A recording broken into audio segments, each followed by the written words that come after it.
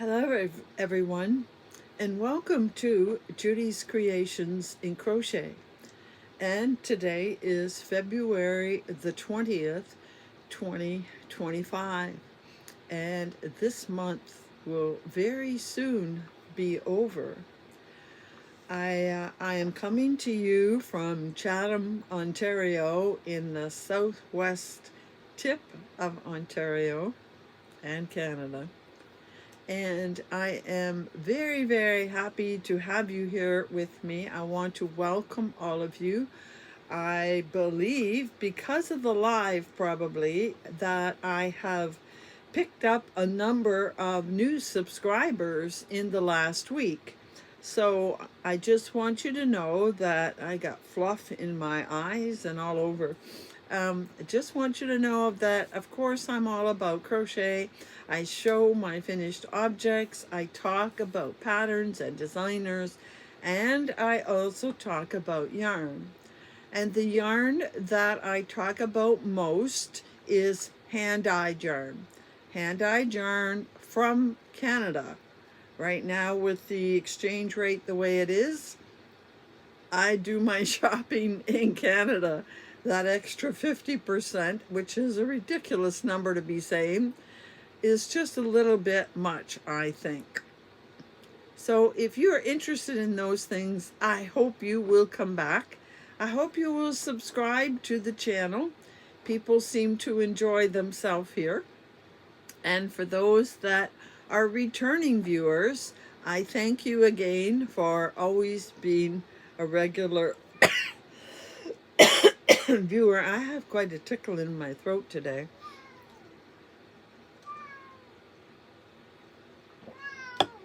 Yes, I think you can hear my furry four-legged friend down there. He's not sure what he wants. Yeah, hello. I appreciate those of you that come back week after week and make comments. And I would like to encourage everybody to please leave a thumbs up.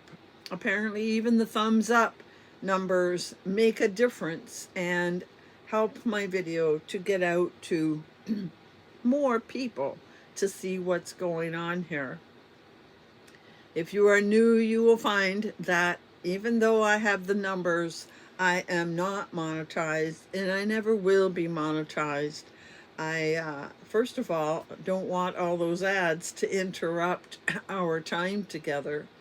And I just want us to get together and visit and share information and knowledge when we can. And that's what it's all about. It's about the community. For me, that's what it's about. And the community has been very much there and supportive of me in this past 9-10 months when things took a real big turn for me. But we won't talk about that today. What I do want to talk about is the live on the weekend. And if you haven't seen it, it is in replay. But it seems that the video has had over 500 views since the weekend, probably more by the time you get my video. And I'm so glad that so many people did watch it. And it seems that quite a number are going to get involved in the MAL. There is both a crochet and a knit pattern that look practically identical, and we are working on that pattern until the end of March. So if that kind of thing interests you, then check out that video that you'll see on Saturday where it talks about all the particulars. And you're going to jump up? He looks like he wants up. Yeah? How about I help you? Come on up. Come and say hello to the people. There. And he'll be here for 2 minutes and then he'll be gone. But say hello to everybody. Yes. Fur flying all over. What was I saying? Oh, yes, about our MAL. I'm going to have to wait a minute. I was going to show you what I had completed so far, And then I was going to talk about the yarn a little later in the video, but since he's here in my lap right now, I'll wait to show you. I have a feeling he isn't going to stay. He just wants to snoop at the things that are on the table that I have piled up there to show you in a little bit. Oh, hello. Hello. Oh, and I forgot, I usually start with what I am wearing. Well, you've seen this many, many times before, and this isn't anything I'm real excited about.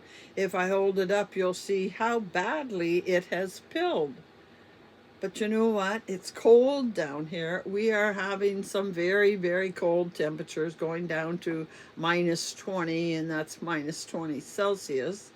In the daytime, it gets up a little closer to, well, it wasn't single digits yet today, -10, 11, and feels colder because of the wind. And we've had snow, not a lot, at least not in my area, just an inch or two, a couple of inches.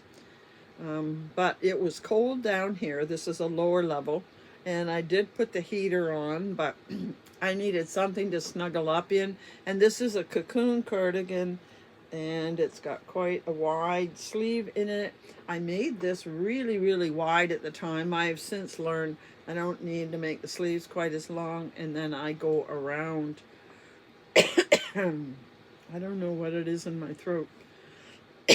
And then I go around it once I've sewn it together. So this is a cocoon cardigan from, I'm pretty sure this is some loops and thread yarn that I made a couple of years ago now. So nothing too exciting today.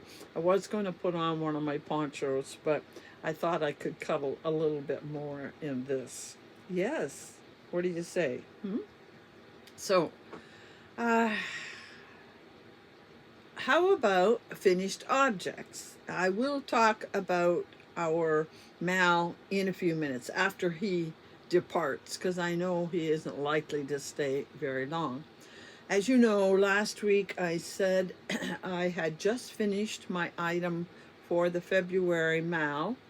For those that are new, we do a monthly Mal here, and I show a butterfly at the beginning of every month. This month the butterfly was black with white and red, and I used the red and black to make an item that you won't see until next week. And maybe this is a good time to mention, while I'm thinking about it, that next week already will be the end of the month, and I'll be doing the slideshow of your items.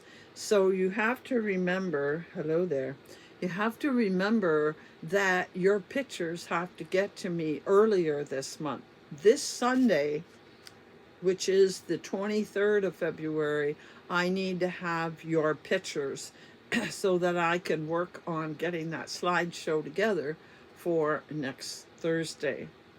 So just a reminder, I've gotten a lot of pictures, a lot of red items already. I think it'll be a good month again for the number of people that submit something. But I know there are those out there that haven't submitted it yet, and you have a few more days, but not too many. So don't forget, get your picture taken and sent to me. So that sidetracked me. I finished my item a week ago, and I think last week I had just started on a shawl using a gradient cake, and I have it here behind me, and I finished it a couple nights ago. There he goes. I knew he wouldn't stay long. And here's the shawl I made. And I made this from a gradient cake. Here is the gradient cake, and I had shown you these a few weeks beforehand. These are from Pick Your Yarn, and this was the gradient cake. It started dark purple and worked out. I actually cut this much of the medium purple in the middle. I cut that much out because I wanted to be sure to get to the green, and you can see there's still lots of green left. There's probably enough there to make something fairly decent. I didn't weigh it, so I don't know how much there is, and I'm sure you can see there's lots of sparkle in it. And that is an 800-meter cake, which means there's about 880 yards almost in it. So it's not a huge shawl. Well, you can see this shawl is not really big, and you see how much green there is. Not a lot, but I had to take that out of the middle to be sure I got some green on it, because I am submitting this to Cathy at Yarn with Heart. I'm submitting this to her mal this month, and the colors that you could choose from were purple, green, and gold. So I thought, okay, here's the purple and the green. This shawl is kind of disappointing in that it's not very big. Now, I did use this cake, which is a cotton and acrylic blend, and it is fingering weight, and I used a 3.5 millimeter hook, so it wouldn't be as big. I know others have made it with heavier weight yarns, and it was bigger, but this is the entire pattern. And in fact, out here, this part only had 3 open rows, and I put 5 like the other areas, so I put a couple extra. As you can see, I was trying to get to that green. Now, it's a nice shawlette, and I'm probably going to keep it for myself, and I would wear it not as a shawl but as a neck and twist it like this, because it doesn't come down overly long. Usually shawls come way down when I do this, and this is how I like to wear them. I couldn't wear it around my shoulders for much warmth because of how short or how small it is, and there's no point to my blocking it. I haven't blocked it. As you can see, there's ripple in it out there, but it's cotton. It really isn't going to block and do anything, and I can't be bothered blocking if I don't have to. And I love this purple in it, as you know. So that's what I finished earlier in the week. This was a very easy, straightforward pattern. It's called Spring Showers Shawl by Maria Bittner, who is Paradise Patterns, I believe. I, of course, link anything that I talk about in the description box below. If I can, this was an Etsy seller, and if I can find it again, I will link this in the description box as well. I got a few other cakes from her when I ordered this, and I will be working on them at a later date. But this color was one I really wanted to do soon, and then when Cathy's colors came out to be these, I thought, okay, perfect time. I'll get this out and I'll make a shawl now. And I do like this shawl. I guess I would consider making it again, but I'm not in a hurry to make it again, because, you know, there are so many patterns out there that I want to get to, so why do something again? Now, this pattern did have something very unique in it. At the end of every row, when you got to the end and you turned it, you didn't chain 3 turn or chain 2 and turn. You just turned it, and you did slip stitches into the first 2 stitches and then into the space. You slip stitched into the space, and then you started the next row. So it kind of reminds me of what you do in the center of a granny square. You slip stitch to get to that center space and then start your row. I've never ever had a shawl that way, but that was a good thing, because look at the top. See these? I don't know how well you can really see it, but it gives it like a little bit of a decorative edge. There's the middle right there. But you don't, You don't have that straight row across, and you don't have to go back and do a finished row. It makes a very finished look across the top by doing that. Very different and very unique. So, like I said, not a hard pattern.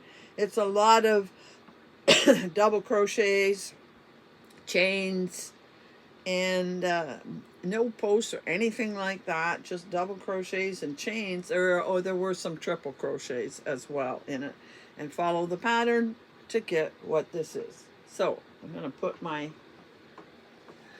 sweater back on and put this off to the side.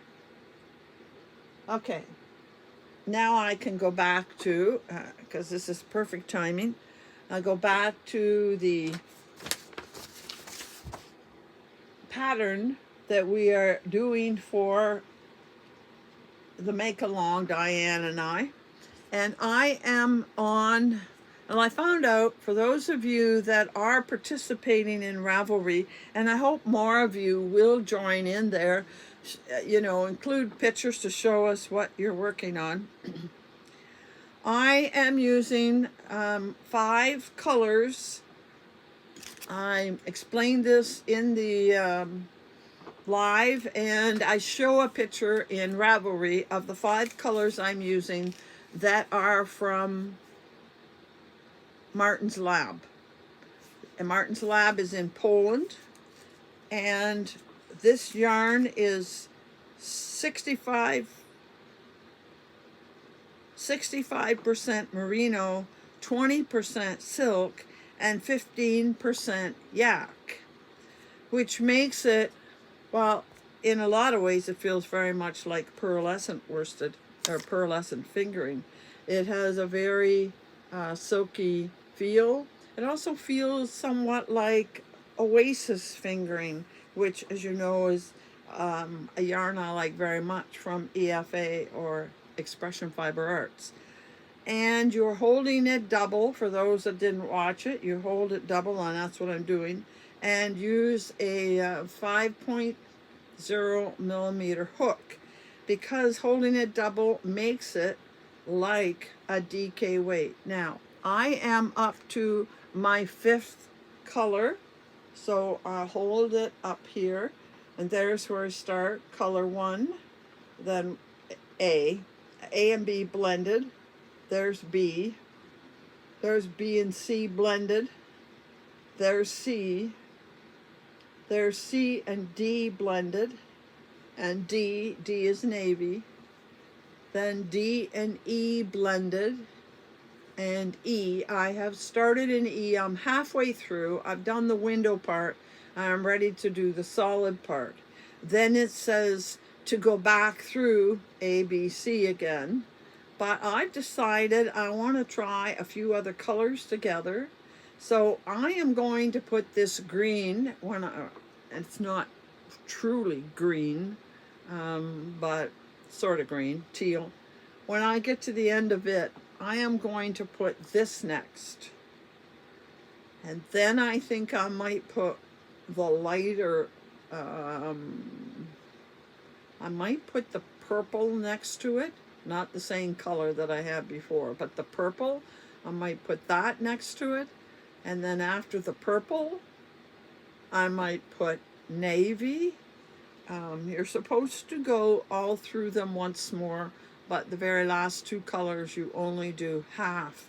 You do the solid part, not the windows in solid. So we'll see. I may have to go farther than that, because if you were following in Ravelry, you will find out that I was not paying attention close enough to the pattern.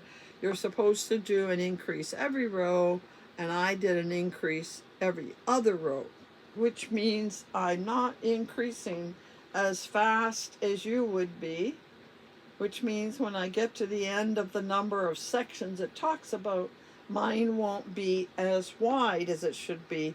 But I don't think I'm going to mind. It's going to be a good length, because I'm only about, I would say, halfway through the length. And so it'll be a little wider than that, but not real wide, and that doesn't bother me. So that's what mine is looking like so far. And there are pictures from some of you in Ravelry showing a little progress. There aren't too many. Most of you just showing pictures of your yarn right now, and that's fine. And hopefully soon we'll see pictures of your progress and see how your colors are working out together. But this has some nice weight to it. It's going to be a nice item to wear. It feels wonderful. It really does feel nice, and it is the silkiness coming through. So what I decided, because as you know, last week I talked about Targi yarn, and the week before I talked about Ramy. I said it wrong last week.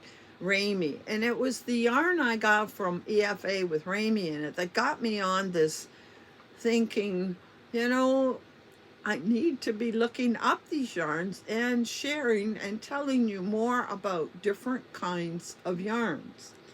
And I thought I would start talking about the properties of different yarns. And I know you hear about yak somewhat regularly. I've never heard of Ramy, but I have heard of yak, and I have heard of camel, and of course we've heard of silk. But I thought, although I'm sure it's at least 2 years ago or more, I did do a whole episode on every kind of yarn. A lot of you weren't here then, and even if you were here, you might not remember. And I told you last week I had bought another unusual yarn. I'm on a quest to find different yarns, different yarn bases, and tell you about them. And I do have a yarn I had never heard about until this past month. But I'm going to leave it a week because my thinking is, since I'm using it right now, why don't I tell you about yak? And while I'm at it, I looked up the properties of silk. Now, some of you may be very, very familiar with the properties of silk, but some might not. So I thought I'm going to talk about silk and yak since I'm using it at this point.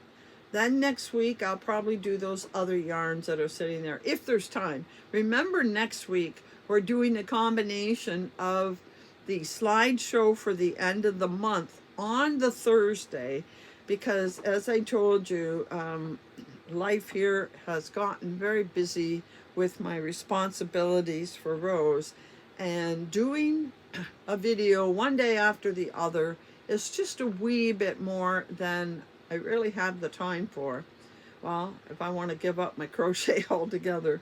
So I'm combining them, since they're one day after the other. I'm combining. So we're going to have a slideshow, and you know, they're starting to take a bit of time because we're getting like 50 people each month, and I'm not complaining. I think that's wonderful. As many people as we get is really great. But if a slideshow takes longer, I don't have a lot of time to do some of the other things. So if there is time, I will talk about this other yarn next week. If not, it'll wait till the following week, and that's perfectly okay. So I'm going to tell you about silk and about yak. So I'm starting with silk, and I'm sure a number of you have probably used some yarn with silk in it. Generally speaking, silk is soft, shiny, insulating, and it makes a very good choice for knitting and crocheting. You know, I have a pet peeve, and if I have time, I'm going to talk about it when I'm done this. So some of the properties. First of all, in softness, silk is very smooth and soft. When it comes to insulating, silk is a good insulator. I never really would have thought that, but it's a good insulator, and it helps to keep you warm in winter and cool in summer. Temperature regulation, silk's natural heat regulation properties allow it to be both warm and cool. And you know, I think of silk as something cool, right? You feel silk just by itself, it feels cool. Didn't think it was warm. Absorbency. Silk is highly absorbent and it dries quickly. Silk is the strongest. I thought we heard Ramy was. Silk is the strongest natural fiber known. Now that's very interesting to know. The silk basically comes from a silkworm, and that's the strongest fiber. Dyes in silk, silk absorbs dyes very, very well. And I have some silk yarn. I don't think I have it in easy reach to show you how vibrant some of the colors can be. Is this silk? Allure silk fingering. Did you know EFA, some people didn't know this, have 100% silk base, and here it is. I think I have some other colors there too. Navy. See, it really takes the dye well and has very strong colors. And while I'm talking, now mind you, I don't know how many days it lasts, but they actually came out with an email this week showcasing their Allure silk. They added colors, and there is a discount on all their Allure silk if you're interested. And they sell it in 50-gram skeins. Anyway, silk takes the dye very well. Silk is the most hypoallergenic fiber due to its natural protein formulation. Well, I would expect a person with wool allergies, silk would be a good alternative, but I didn't know it was the most hypoallergenic. Silk is also biodegradable. That kind of makes sense to me. And silk fibers have excellent resilience. And silk blends are a very good choice for projects that require long-lasting quality and can withstand regular use. Definitely silk isn't going to get all the pilling that this thing has. So they talk about silk and wool blends and silk and alpaca. They both are a very good blend. Okay, that's all about silk. Now, the other thing that's in this yarn is yak. Now, there are more expensive yarns than yak. I don't even want to begin to talk about them. But when you look at the somewhat common ones, merino and silk, but if you look at the wools, merino, alpaca, camel, and yak, those are the ones that are mostly being used in the yarns I have fairly easy access to. EFA has a yak blend as well. Now, I didn't get these from EFA.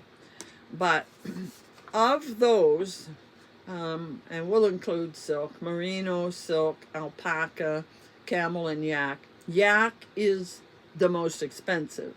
And then before that is camel. Alpaca's a little less expensive. Merino, of course, is the cheapest of them all. So yak.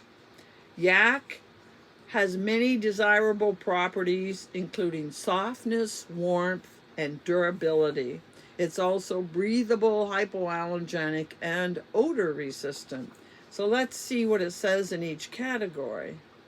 In the softness category, yak yarn is soft and fine, with a similar softness to cashmere. And I actually will be doing a whole thing about cashmere at a later date.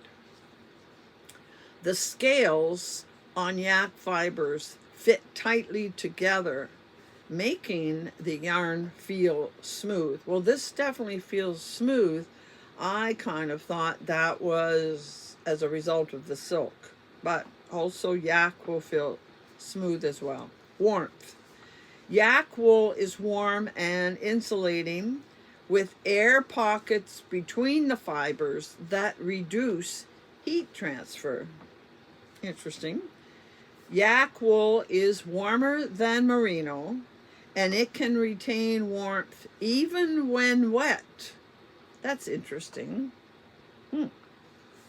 Durability. Yak is durable and can withstand frequent use and washing. So I have to guess it's not going to pill. For the price, it shouldn't. And yak is regenerative, biodegradable, and sustainable. All big, important words. Yak wool is breathable, allowing for airflow and moisture management. And yak wool can absorb water and release it to the air. That's interesting. So I guess I should find me some yak and make a sweater. I really have plans to make a number of sweaters with a number of different yarns. I don't have a sweater quantity of anything in yak, but after I get a little better at making sweaters, I might look into it, but it is more expensive. Other properties. Yak wool is hypoallergenic. So again, those with allergies, you shouldn't have a problem with yak. And it's non-irritating. Well, if this is anything to go by, there's no irritating anything, to do with wool. But again, it has silk in it. Yak wool is odor resistant and antimicrobial. And it is static resistant. Well, I had appreciated that today. I don't know if you noticed the static was causing my hair to stand on end earlier. Yak wool has been used in Tibetan communities for centuries, and that's why they call this Tibetan singles. That's the name of the base. It's a popular choice for knitting and weaving and is considered a luxury fiber. And yes, I would definitely consider a luxury fiber. As I said, it was more expensive than plain merino or alpaca or camel. Now, these two sheets have led me to something I have wanted to talk about lately, and I think maybe today I have enough time to get into it. I happen to watch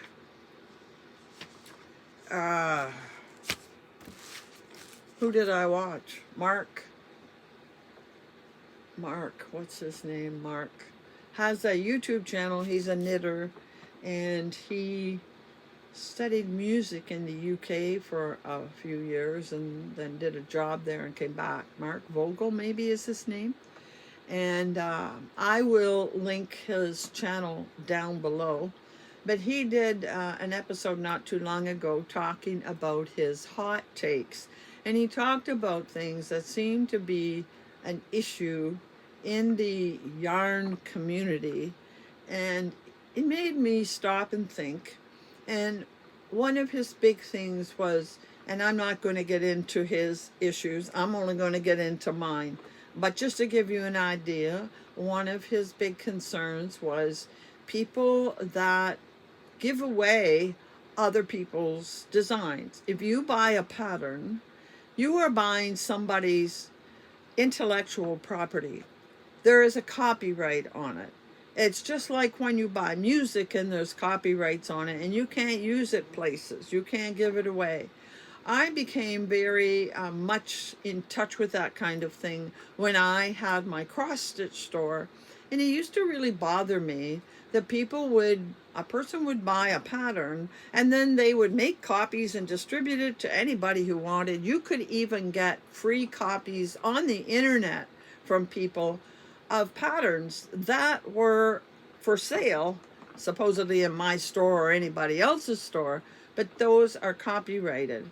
And it's not fair to the designer or to the artist if it's music, or a book if it's, a story. You shouldn't give away all of that because they put a lot of hours into it and it is their livelihood. But anyway, I don't want to talk about that issue. But I will link you to his video where he talks about, I think it was 4 items that really bother him. Well, I have something that bothers me. And these 2 pieces of paper with the information about the yarn sort of highlighted it for me.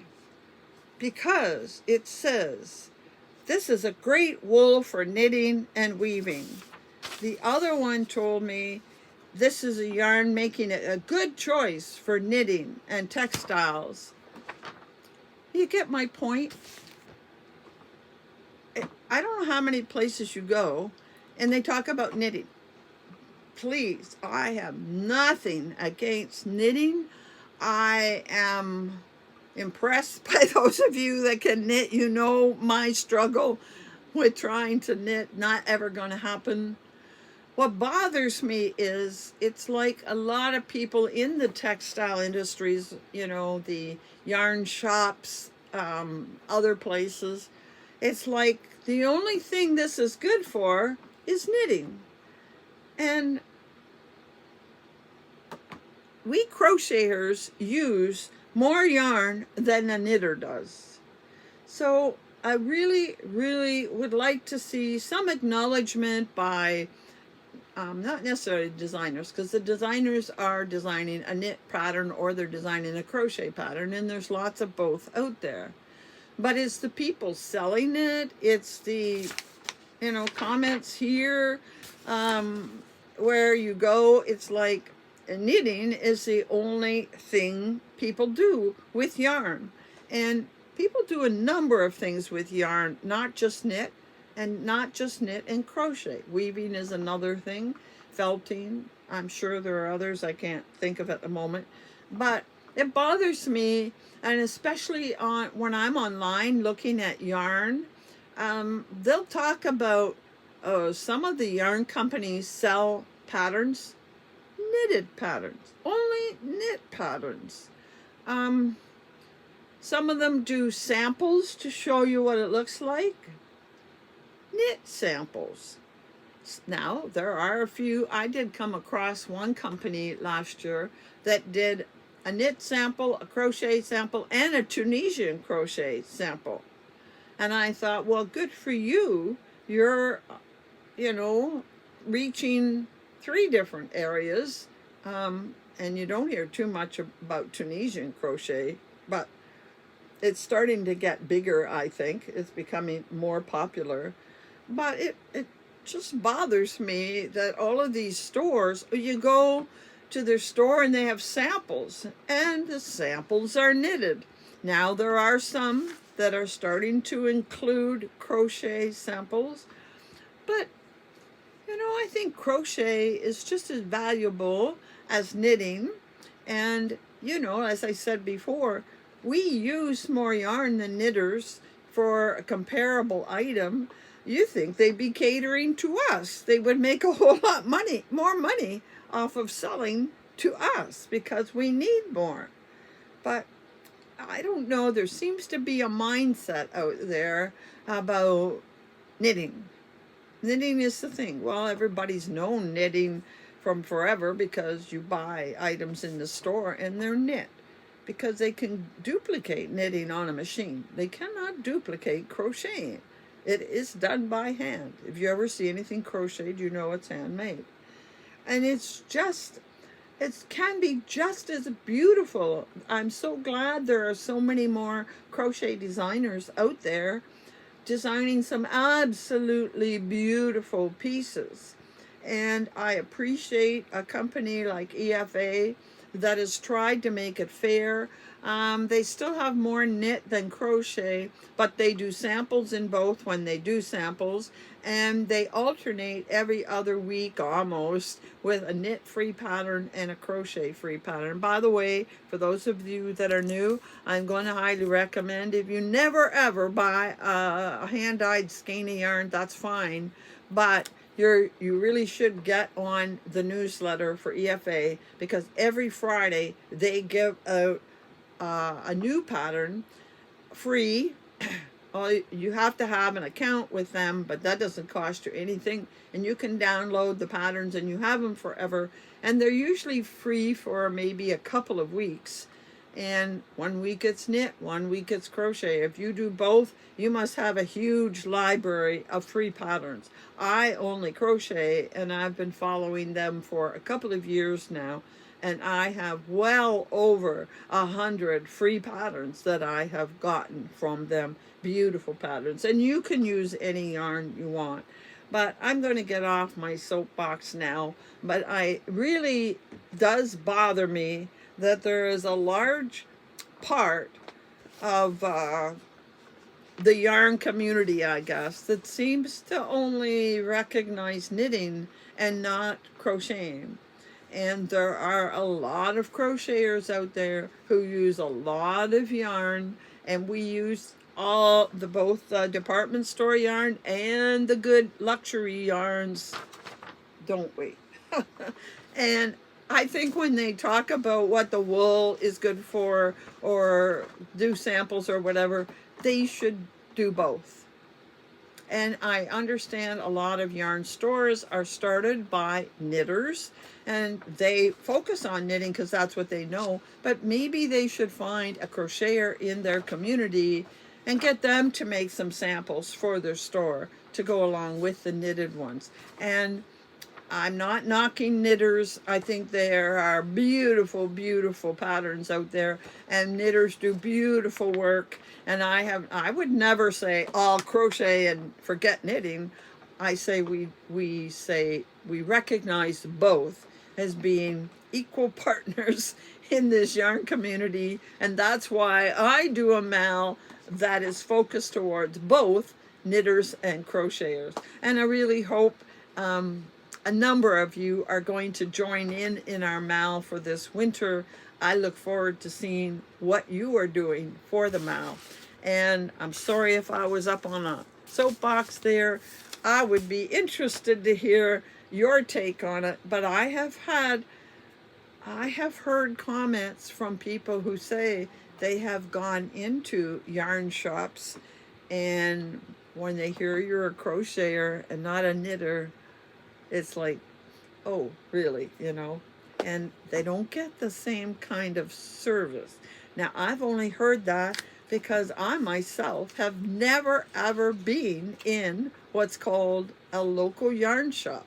I bought all of my luxury yarns online or at the Fiber Festival, things like that. There are no local yarn shops very close to me, so I've never gone in one, but one day I may make a little bit of a drive to one and walk in and see what happens. But I'd like to know if you've had any experiences like that or what you've had happen in the past.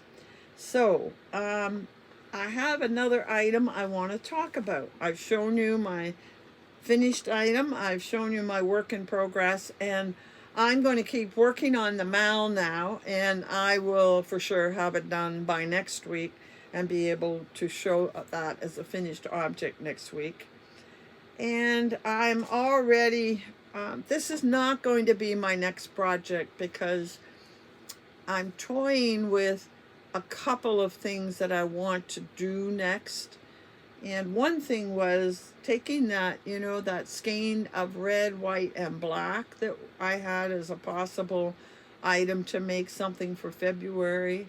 I don't know where it is right now. I think it's in a bag upstairs. I'm thinking of taking that single skein and making another item for the monthly mal, but it wouldn't be done by Sunday, so it would be late.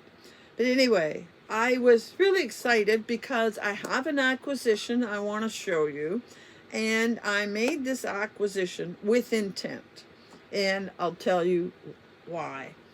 I happened to come across a video, and I don't know if it was I didn't pay attention, it was a new video and that's why it was out in my stream or what, but it was for a sweater.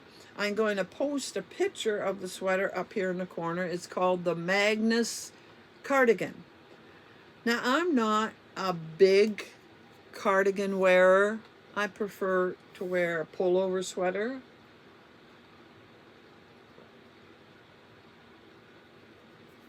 But I was really taken by this sweater.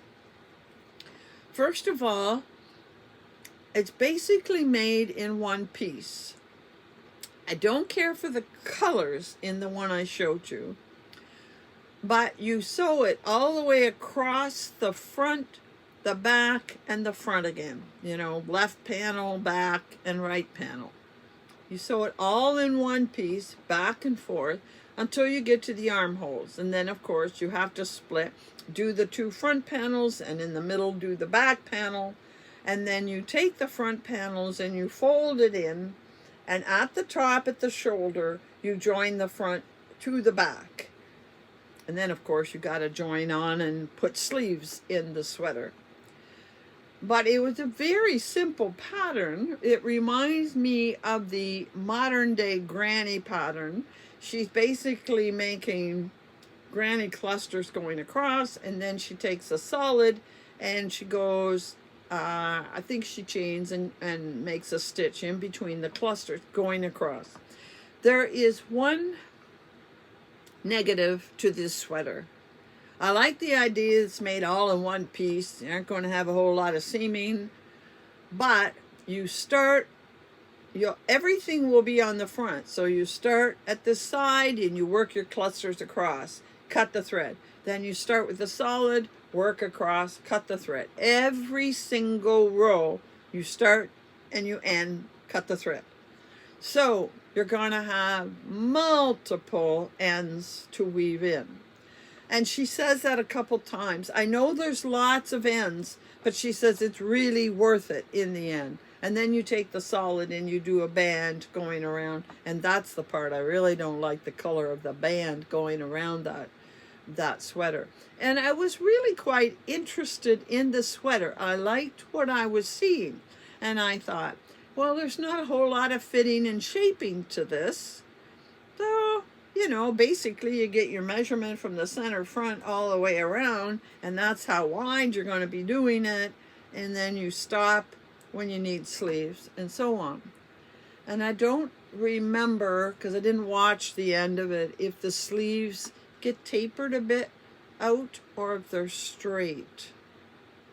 Oh, I don't know, because you'd be doing them in the round, which would mean they wouldn't have all the ends there.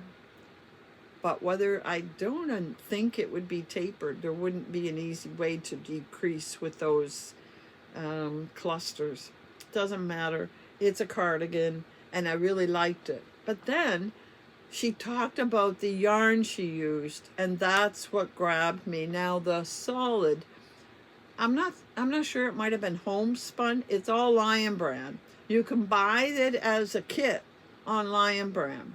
But what really got me was the yarn for the granny clusters, the colorful part of that sweater, is Scarfy Light. Well, I really like Scarfy Light.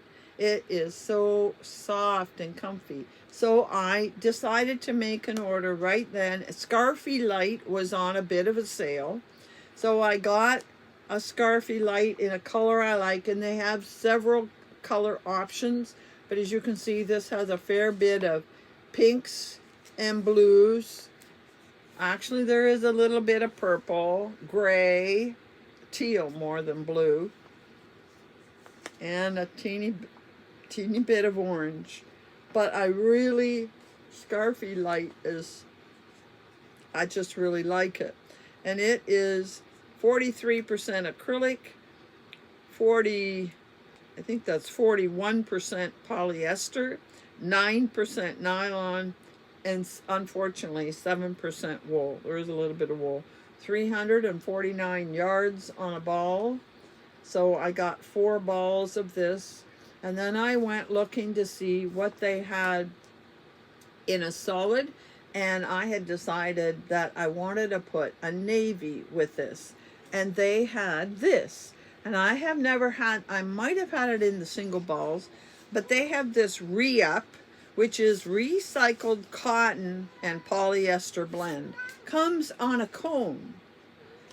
This, by the way, is a number 4, which I thought it was. But this is also a number 4. It doesn't look as thick as that. That's because that's very fluffy. But here is the navy on a cone, and it was fairly reasonably priced, and it is recycled. It's machine washable. Oh, recycled cotton, 70%, and recycled polyester for 30%. So they are going to feel different. But this is just between. This doesn't matter. The bulk of the sweater is going to feel like this. So there is the navy on that. I could have done other colors, but I rather like the navy on it. I like navy as a neutral. I guess could have put black on it too. Black would have been a little too heavy. Maybe a dark gray. I don't know if this came in dark gray. But this has 651 yards. And I think I looked at it closely enough to know this has enough on this cone because it's mostly chains. This is what you're going to use the most of. And I really, really like it. And I kind of want to get busy at it right away, but I'm saying, you know, I have so many other things, and I really want to make some things on my Make 9 chart. I've made one so far, and there is a sweater on that I would like to get at. So I have a feeling I'll make that other sweater before I do this. It's a cardigan, so, you know, I could work on it in the summer and have it ready for the fall.